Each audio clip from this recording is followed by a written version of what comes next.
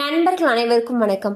இன்னைக்கு நம்ம இந்த வீடியோல ரேஷன் அட்டைக்கு பொங்கல் பரிசு தொகுப்பு தொடர்பாக மிக முக்கியமான புதிய தகவல் வெளியாகி இருக்கு. ஸோ அதை பத்தி தான் இப்ப நம்ம பார்க்க போறோம்.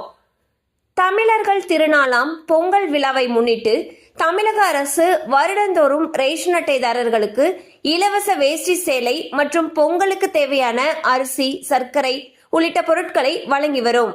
மேற்கொண்டு பரிசு தொகையாக 1000 ரூபாயும் வழங்கப்படும்.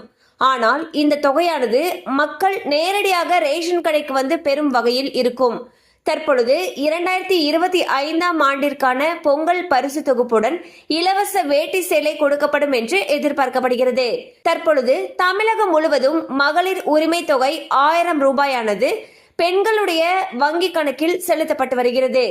இதனால் 2025ஆம் ஆண்டிற்கான பொங்கல் பரிசு தொகுப்புடன் ரொக்கம் வழங்கப்பட்டால் அந்த ரொக்கத்தினை ரேஷன் அட்டைதாரர்களுடைய வங்கி கணக்கிற்கு நேரடியாக செலுத்தப்பட வேண்டும் என்பதே பொதுமக்களுடைய கோரிக்கையாக இருக்கு. பொங்கல் பரிசு தொகுப்பில் சர்க்கரைக்கு பதிலாக வெல்லம் வழங்கப்பட வேண்டும் என்றும் பொதுமக்கள் கோரிக்கை வைத்துள்ளனர்.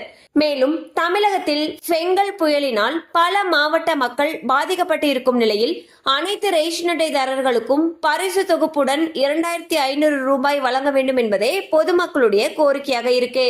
சோ பாத்தீங்கன்னா தமிழக அரசு பொங்கல் பண்டிகைக்கு பொங்கல் பரிசு தொகுப்போட சேர்த்து ரொக்க பணம் வழங்கிட்டு வந்துட்டு இருக்காங்க. அந்த வகையில் இந்த ஆண்டு கொடுக்கக்கூடிய ரொக்க பணத்தை மக்களுடைய வங்கி கணக்கில் வரவு வைக்கணும் அப்படிங்கிறது பொதுமக்களுடைய எதிர்பார்ப்பா இருக்கு. அது மட்டும் இல்லாம பொங்கல் ரொக்கமாக 2500 ரூபாய் தரணும் அப்படிங்கறதே பொதுமக்களுடைய கோரிக்கையாக இருக்கு.